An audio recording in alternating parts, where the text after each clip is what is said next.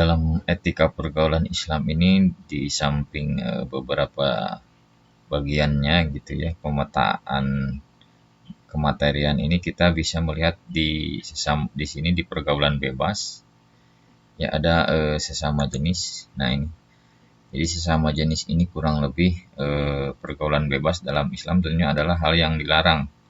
Ya, pergaulan bebas baik lawan jenis maupun sesama jenis pun dilarang ya. Terlalu bebas itu dilarang. Hal ini karena memiliki dampak yang sangat besar terhadap diri dan suatu masyarakat. Nah, di sini ada sebuah tayangan dari Ustadz Patiakan dan Dr. Inong ya yang membahas terkait penyakit kelamin merebak. Nah, nanti kita bisa lihat.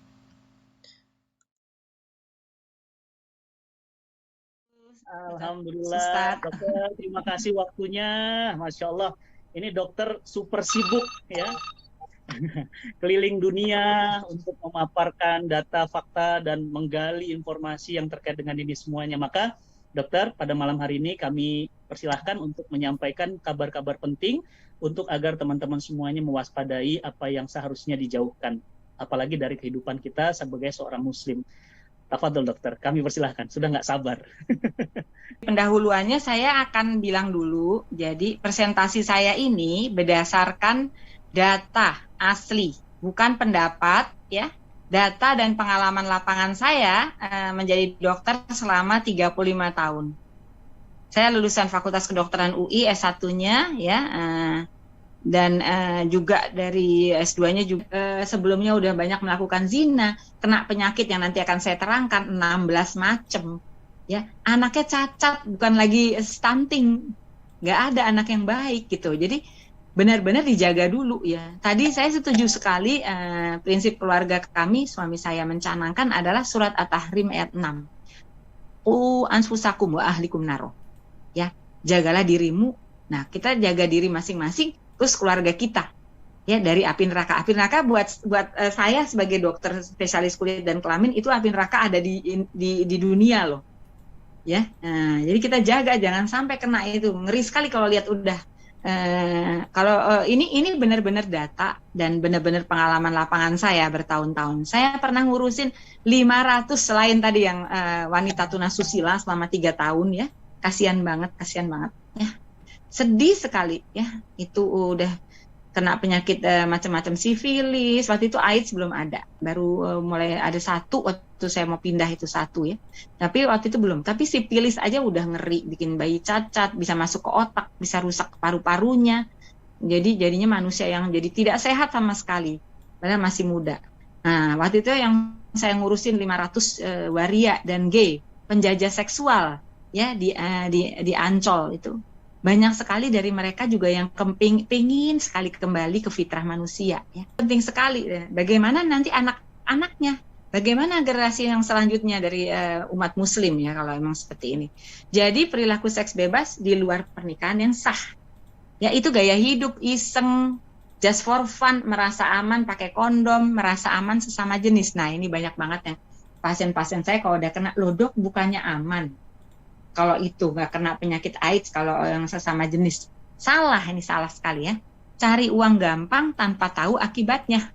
Ya, ini dia nih antara lain, cari uang gampang ya. Nah, akibat dari perbuatan seks bebas atau zina ya. Zina itu pokoknya bukan suami istri ya, mau laki perempuan kek, mau laki sama laki, mau perempuan sama perempuan, pokoknya zina itu penyakit IMS yang saya hadapi sehari-hari sebagai dokter spesialis kulit dan kelamin. Venerolog. Saya ini venerolog ya. Infeksi menular seksual, HIV itu cuma salah satu ya. Sipilis, gonore, IGNS, kondiloma aguminata, penyebab kanker serviks, kanker penis, kanker anus, kanker rongga mulut ya karena main sekarang berzinanya lewat mulut misalnya, ulkus mole, wah tuh 16 macam. Jadi ingat ya, bukan cuma HIV. Dan ini saya hadapi setiap hari. Ya alhamdulillah hari ini saya praktek nggak ada. Alhamdulillah. Hari ini belum datang kali ya, belum ada. Tapi teman-teman saya yang lain yang dokter spesialis kulit dan kelamin itu banyak sekali ngalamin. Nah, gejalanya keluar cairan ya. Dulu namanya penyakit kelamin, tapi sekarang kalau semuanya saudara-saudaraku dengerin kalau ada orang bilang IMS, infeksi menular seksual. Infeksi yang disebabkan oleh perbuatan seksual. Ya. Tapi seksualnya seksual yang nggak sehat. Apa itu seksual yang nggak sehat? Yang bukan dengan suami dan istri yang sah tadi. Bukan, sekarang disebutnya bukan penyakit kelamin karena tidak hanya menyerang kelamin loh.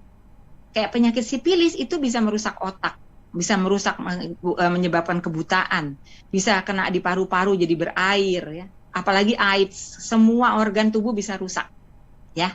Jadi sekarang namanya infeksi yang ditularkan menular seksual ya, dari hubungan seks di luar pernikahan, oke? Atau zina kita. Sebenarnya enak, mungkin disebut infeksi zina ya, karena zina ya. Benjolan, ada benjolan ya di kelamin, bisa gatal, bisa demam. Nah, itu Ebola sama Zika termasuk sekarang saya terakhir ke kongres di Amerika itu termasuk ini. Nah, ini yang paling kita takut. Suami saya seorang dokter subspesialis dokter penyakit dalam, subspesialis liver dan pencernaan. Sekarang hepatitis C ya. Nah, kan ada baru juga nih sekarang hepatitis, tapi ini bukan karena zina. Tapi kalau hepatitis C bisa juga terbanyak juga jadi dari zina ya. Nah, HIV, AIDS, sipilis, hepatitis B ini nggak ada gejala tadinya. Nah, ini yang kita takut. Dia sepertinya kelihatannya sehat, tapi membawa virus. Nah, kita udah tahu kan kalau di sekarang COVID OTG, orang tanpa gejala. Cuman kalau virus COVID itu cuman 14 hari ya. Kalau ini bisa sampai puluhan tahun nggak ada gejala, tapi dia menularkan kepada pasangan seksualnya, ya, pada istrinya misalnya nanti, nggak tahu, ya, oke. Zina yang bisa menularkan IMS tadi ya, kelamin lewat dubur itu paling tinggi loh resiko penularannya. Makanya kita tidak memperbolehkan perbuatan sesama jenis, ya, yang lewat tadi anus, ya, dubur, karena dia resiko tertinggi penularan. Di Singapura itu dilarang loh. Dapat hukuman bisa, ya, gitu. Jadi karena sayang kan gitu. Kelamin ke kelamin, nah, kelamin ke mulut, kelamin pakai alat, kelamin pakai tangan orang, ya, itu juga bisa. Nah, bukan hanya hubungan kelamin dengan kelamin. Jangan lupa ya, ini saya ulang nih, kelamin lewat dubur. Makanya sekarang perilaku yang non fitrah sesama jenis, terutama juga yang lewat dubur, ya itu nggak boleh. Karena apa? Bikin penyakit. Paling gampang penularan tadi HIV dan IMS, oke? Nih tuh, nih. Ini yang saya hadapi sehari-hari dengan teman-teman saya yang dokter spesialis kulit dan kelamin. Ya, sekali nih. Kayak seperti ini, sipilis stadium 1 ini kayaknya seriawan pada sipilis. Nah, itu dia melakukan zina pakai mulut ya, kena di mulut kayak gini kena. Si bapak ternyata punya istri. Ya, udah, istrinya kena, akhirnya anaknya cacat. Nah, ya seperti ini. Atau dia waktu sebelum nikah nih, ya ngerjakan ini udah kena ya, waktu mau nikah nggak diperiksa, jadi ya nggak ada gejala loh, tapi ada di darahnya, ada di cairan tubuhnya, di mana aja, cairan mulut, cairan kelamin, ya, cairan dubur paling banyak tuh.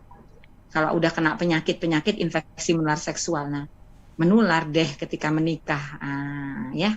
Apalagi kalau udah menikah selingkuh kan nggak boleh ya, itu zina juga kan. Nah ini dia kutil kelamin. Nah sebenarnya jadi, nah ini sipilis, gonore, sipilis stadium 2, kutil kelamin, herpes kelamin, gonore. Ini nanti kalau ada waktu saya cerita nih, pasien saya nih, ya anak muda nih, ntar saya cerita. Oke, terus dulu nih, tuh kutil kelamin ya. Ini dubur loh kayak gini, ini saya hadapin sehari-hari dulu waktu yang saya ngurusin 500-an waria sama GD Ancol, ya. Kasihan banget. Ya, itu tuh kayak udah kayak kembang kol kayak gini, buang angin aja nggak bisa, apalagi buang air besar. Akhirnya itu diambil, dipotong, kemudian dijahit duburnya, buang air besarnya lewat perut, dibikinin lubang, terus seumur hidup di situ tuh pakai namanya kantong kolostomi ya, kolostomi. Nah, jadi kolon itu usus besarnya dilobangin gitu loh, sampai ke kulit perutnya. Nggak percaya? Silakan ayo ke RSCM yuk. Kita lihat kalau nggak percaya ya. Kan, ya. Itu kalau udah sampai situ dia udah nyesel banget nggak bisa kembali ya. Pada banyak yang ya kan. Makanya kita kalau bisa jangan mengerjakan. Makanya penting sekali nih dikasih tahu nih akibatnya ini loh, jangan dikerjakan. Karena apa? Karena sayang. Sarkoma Kaposi ini waktu itu kongres di San Diego. Tahun 2016 saya anggota American Academy of Dermatology, selain anggota ID dan anggota Perhimpunan Dokter Spesialis Kulit dan Kelamin Indonesia. Itu ada penyakit baru, bingung dokter-dokter semua nggak ada yang suka zina. Dokter-dokter kelamin terutama ya, seluruh dunia tuh nggak suka loh zina. Karena penyakit ada terus gitu ya. Yang paling baru kan udah tahu ya, cacar monyet ya. Mulainya di karangan yang lewat dubur. Ini juga nih. Waktu itu bingung nih penyakit apa, bingung. Nah, ternyata mutasi ya dari penyakit herpes kelamin ya. Ini namanya virus baru namanya HHV8. Mutasi itu apaan sih? Anak cucunya berubah sifat jadi lebih pinter gitu loh. Jadi nggak mempan lagi obat yang lama. Jadi sifatnya juga udah baru, jadi nggak bisa. Seperti HIV, sampai sekarang obatnya nggak ada loh yang buat matiin, karena mutasi terus. Dari tahun 81, nggak ada vaksinnya. Ya, dimulainya dari mana? Dari orangnya lewat dubur di Amerika waktu itu. Coba, HIV loh mulainya. Dan karena tadi ada yang punya anak, punya istri, segala macam, nyebar semuanya ke seluruh dunia. Bahkan sekarang orang-orang ibu-ibu yang nggak bersalah aja banyak yang kena. Ya. Sedih banget. Anak-anak yang nggak bersalah, aduh, sedih banget ya. Ini nyata ya, saya nggak bicara membual atau dibikin-bikin, nggak. Ini benar-benar yang saya hadapi sehari-hari, ya. Dan datanya juga data yang sahih ya, insya Allah. Tanpa gejala 3-10 tahun loh. Nah, ini nggak ada gejala tapi bisa nularin orang lain. Nah ini bisa ada obatnya nggak? Ya kalau AIDS tuh kenapa sih AIDS yang dibicarain? Karena tadi dia tuh belum ada vaksinnya. Belum ada obatnya, bikin pingsan doang, lupa minum obat aja 2-3 hari, udah langsung mengganas dia ya. Nah ini kita lihat ini angkanya naik sekali ya, tuh naik, ini baru bulan Maret udah segini.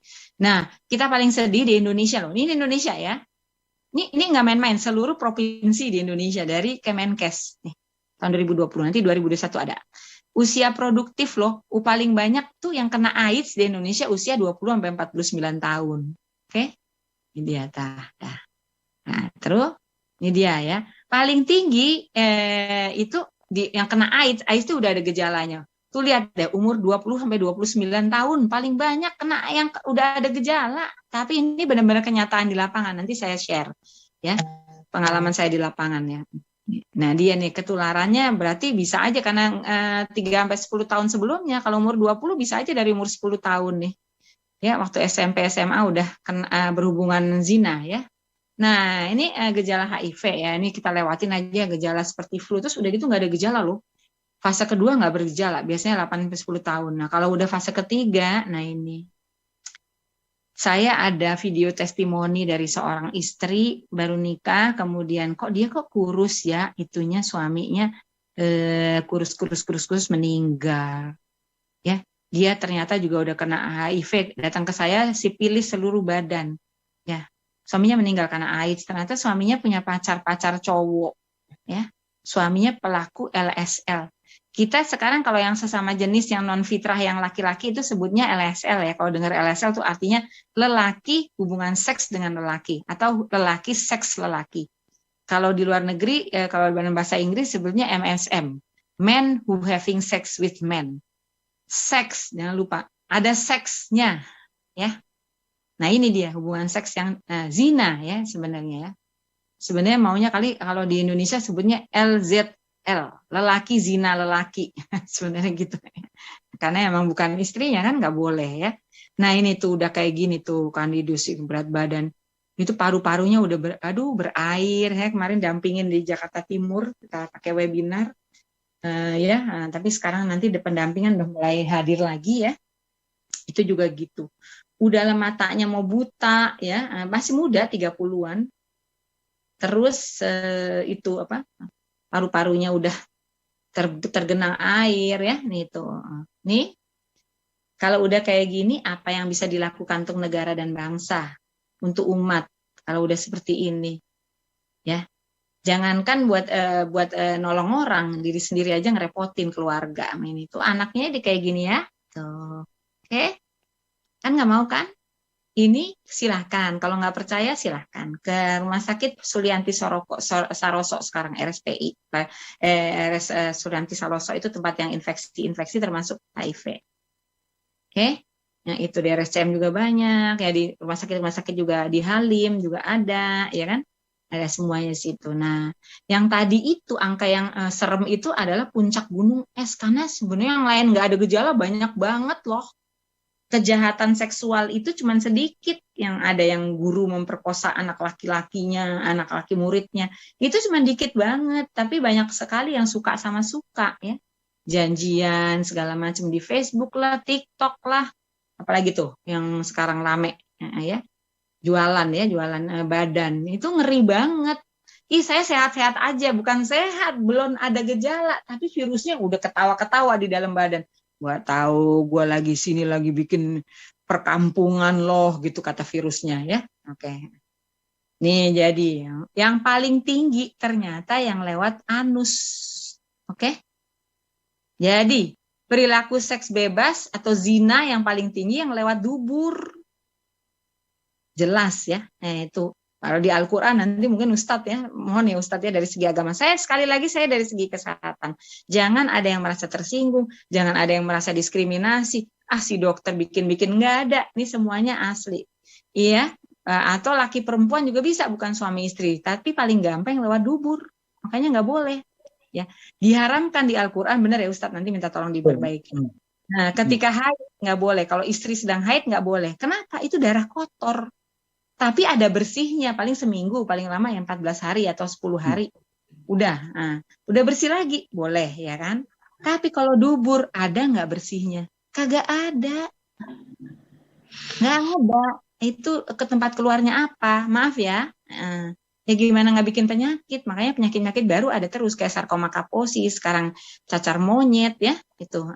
Nah, ini cabul sesama jenisnya saya nggak ngurusin ya, karena ini masalah ini apalah segala macam. Buat kami tenaga kesehatan, dokter spesialis kelamin, yang nomor 1 adalah perilaku seksualnya. Oke? Nih, ini juga penting banget tahu. Ini dari majalah Nature, ini nggak main-main, dari MIT ya. Ini periksa gen loh, DNA. Ya. Gen yang diperiksa nggak main-main, 500.000 orang. Ternyata nggak ada gen LGBT, gay gen. There is no gay gene. Tuh, ya, nih. There is no gay gene. Tuh, nggak ada dari sononya. Tapi teman saya rada melambai itu dok. Ya, tapi dia tetap laki. Cuman mungkin dia punya sifat yang halus. Karena nanti dia akan menolong orang perempuan mungkin. Gitu. Tapi dia tetap laki loh. Nggak ada. Kunsa gimana kunsa? Ada di Al-Quran. Kunsa itu cacat. Itu cuma dikit banget. 1 di antara 100 juta orang. Kayak orang bibir sumbing. Kan sedikit kan? Nah, tinggal kalau sekarang gampang periksa DNA-nya dia laki apa perempuan, terus sudah langsung dilihat, nanti dioperasi sesuai itu. Itu cacat, beda, dan hanya sedikit sekali ya, nggak ada. Jadi Allah menciptakan hanya laki dan perempuan. Duburnya itu ya, di pinggirnya tuh lobang-lobang, jadi terowongan dari dubur bagian dalam, keluar terus kotorannya, nggak bisa diobatin, dijahit, nggak bisa. Ya, nggak bisa. Namanya fistula ani. Itu yang saya hadapi sehari-hari. Kemarin ada anak umur 17 tahun juga. 15, 16 datang sama saya. Sedih banget. Yang 16 tahun dia jualan. Ya. Dubur udah kayak gitu fistula ani. Udah HIV AIDS juga. Sipilis yang satu lagi juga ya. Itu yang tadi yang kayak kembang kol udah mulai tumbuh-tumbuh gitu loh, kayak kutil-kutil gitu udah mulai kayak kembang kol. Belum yang lubang-lubang itu. Jadi dari setengah meter tuh bau kotorannya keluar sendiri, soalnya nggak bisa. Oke? Itu kan benar-benar apa ya? Karena emang itu bikin penyakit gitu loh. Kenapa dikerjain gitu? Makanya dilarang Allah karena sayang. Orang tua ngingetin karena sayang. Ustadz ya, dan semuanya dari grup-grup kita ini jangan zina karena sayang. Ingat, zina laki perempuan juga sama, nomor 2 loh. Gak boleh juga sih laki perempuan. Cuman dikiranya aman nih, banyak banget yang ditipu-tipu tuh sama medsos dibilang aman, ya kan? Dan ini bukan gen bawaan lahir loh. Sodomi itu ya, nanti saya bawa kaos kaki nih nanti. Kecanduan ya, di anus itu juga ada titik enaknya kalau cowok. Kalau perempuan itu disodomi sakit banget. Ya. Kalau laki-laki itu bisa keenakan juga yang disodomi ya. Nah, jadi itu terus kecanduan kayak narkoba ya, itu udah iblis ya, bener ya Ustadz kan kemarin bilang ya waktu kita di Al Azhar, ini iblis mainannya, udah bukan setan lagi, iblis. Ya, jadi itu klien-klien saya bilang jangan pernah coba. Dok bilangin ya dok sama semua cowok-cowok, jangan pernah coba. Sekali coba jadi nanti kecanduan, repot ya. Oke. Di internet tuh banyak informasi nggak bener, nggak ada tentang penyakit akibatnya. Nah kita mulai sekarang nih, dimulai dari grup Cinta Quran ini, kita kasih informasi yang benar ya Ustadz ya. Oke. Ini dia. Kenapa perilaku yang laki sama laki itu paling tinggi? Karena ngerasa aman. Ya, padahal paling gampang lewat dubur. Terus ganti-ganti pasangan. Jarang yang setia satu pasangan. Jarang banget. Sekali coba cenderung kecanduan. Yang paling bahaya kalau punya istri dan anak. Biseks ya. Sama laki iya, sama perempuan iya. Punya istri, anak, waduh ngeri banget deh.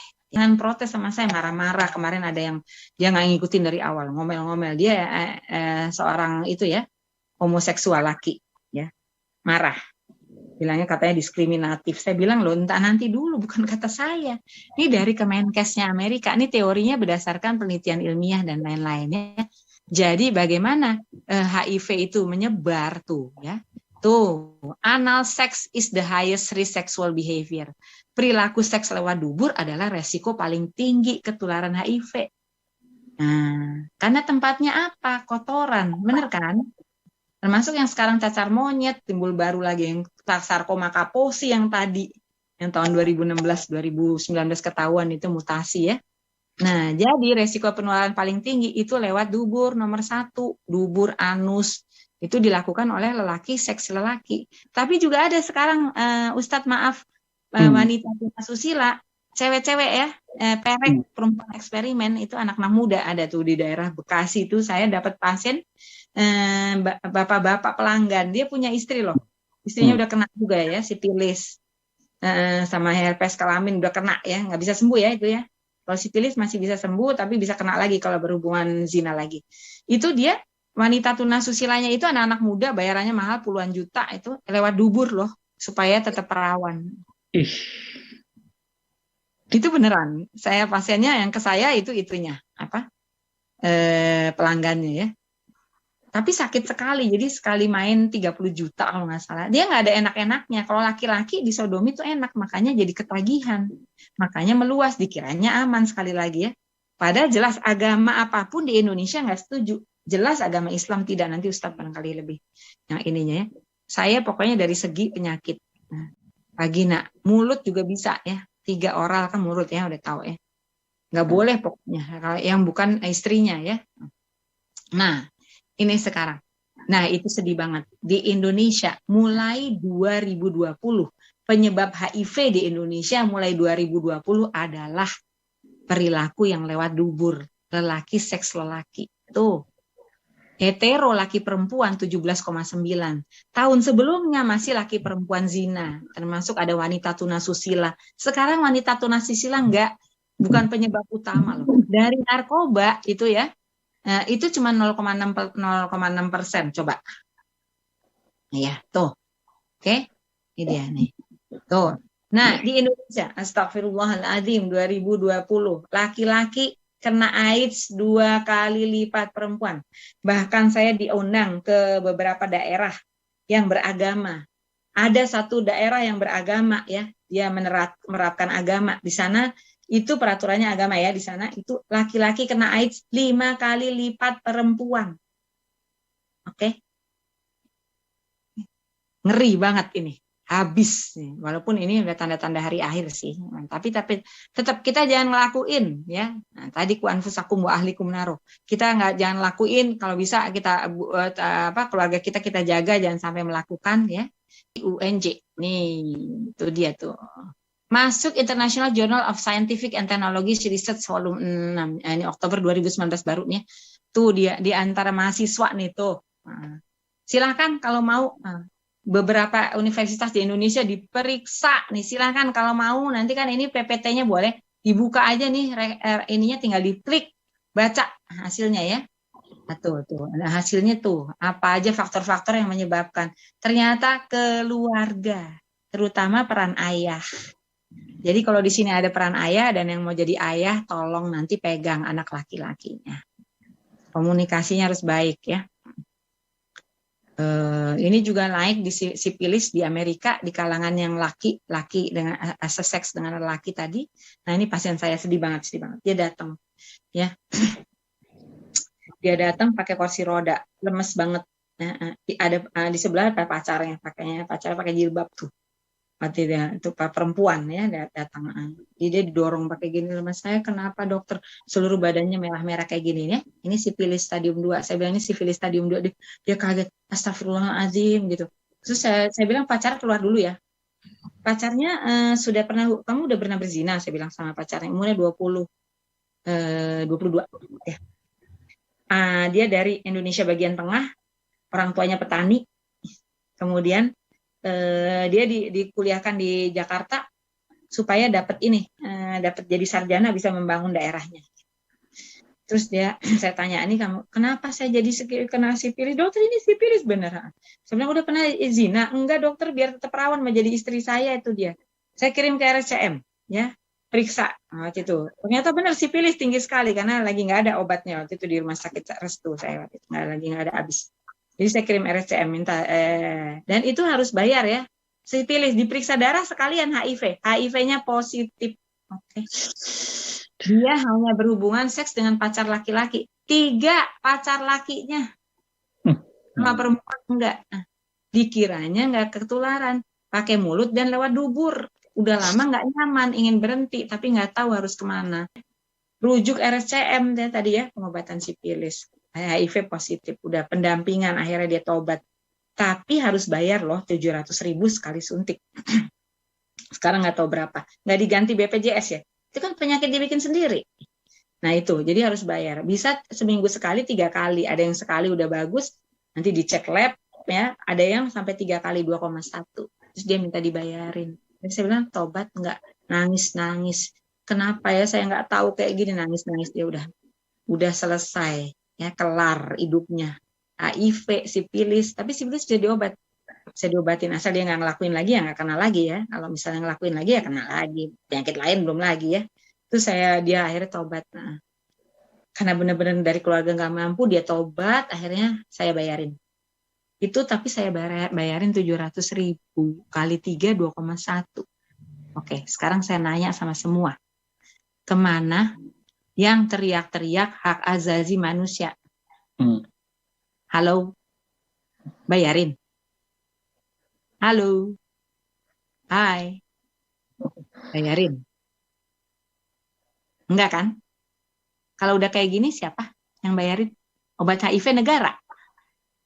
Kalau enggak dituntut sama Badai Kesehatan Dunia.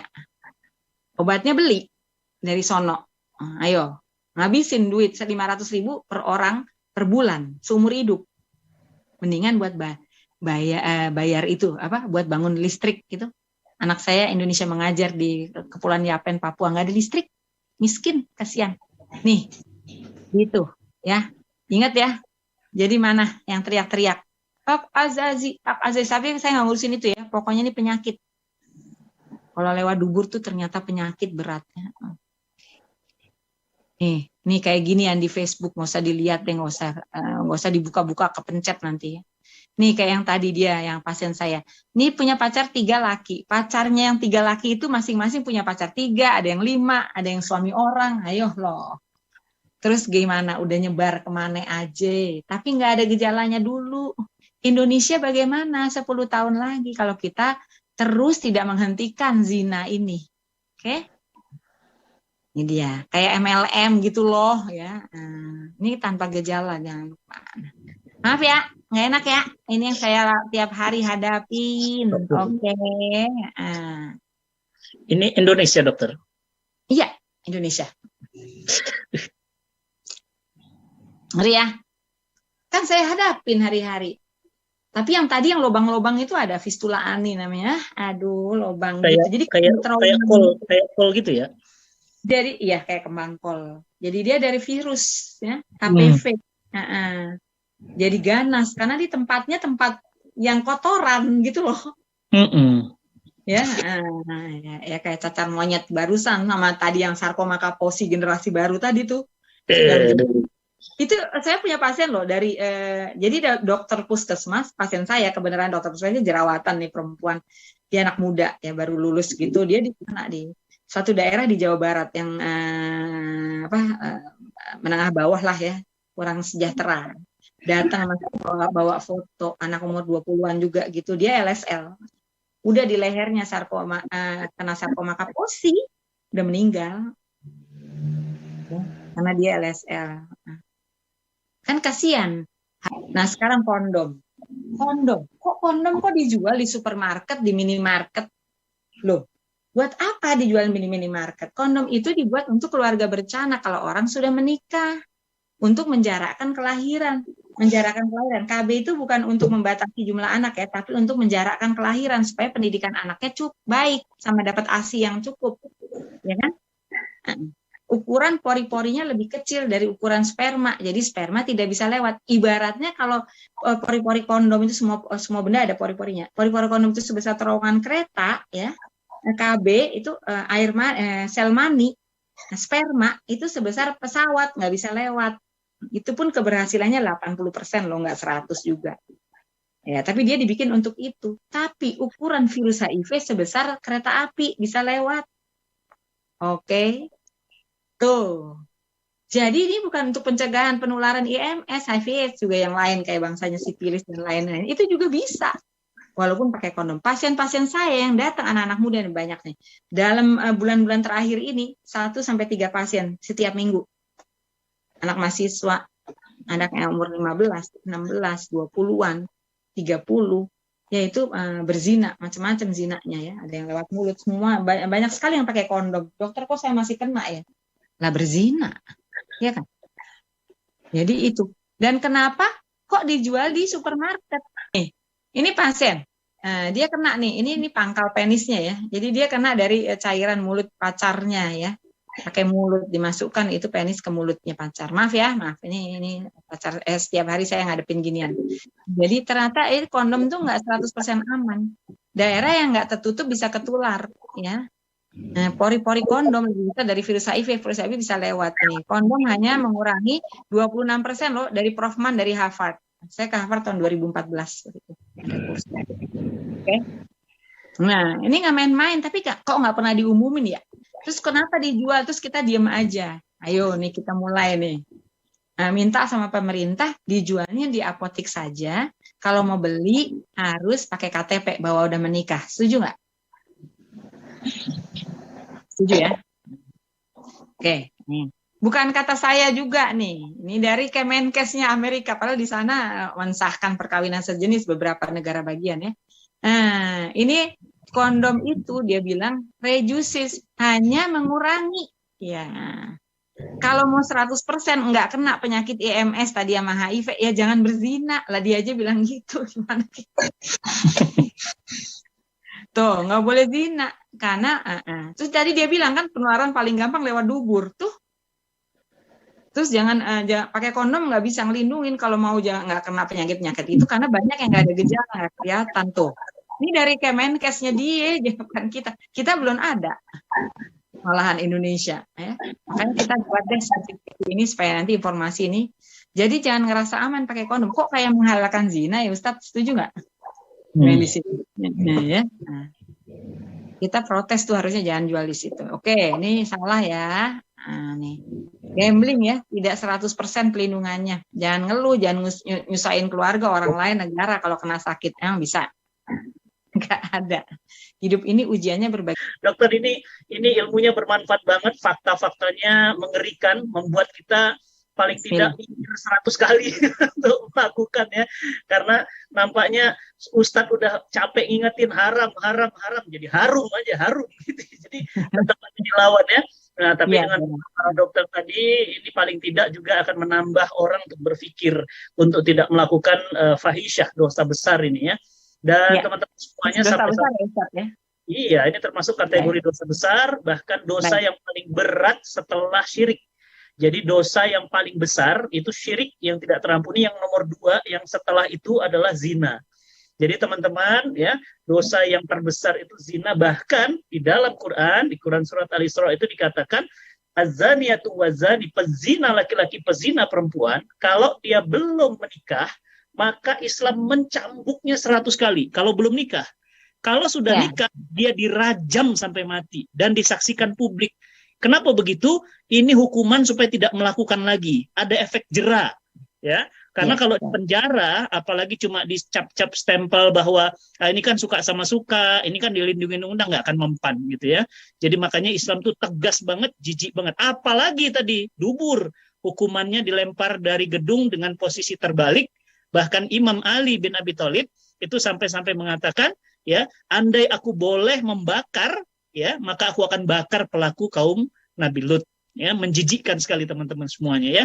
Jadi bismillah ya, ini mulia sekali perjuangan Dr. Inong untuk membebaskan Indonesia biar sehat, sejahtera,